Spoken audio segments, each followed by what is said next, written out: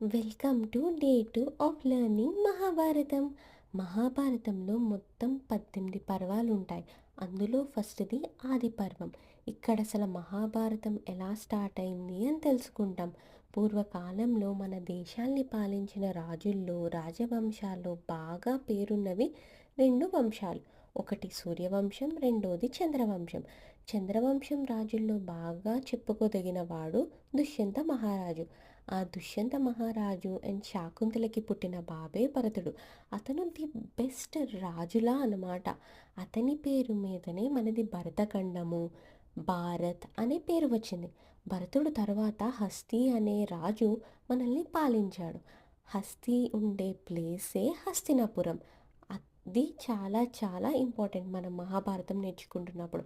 హస్తుడు తర్వాత ఎంతమంది పాలించినా అంత మళ్ళీ అంత మంచి పేరు వచ్చింది శంతనుడికి మాత్రమే.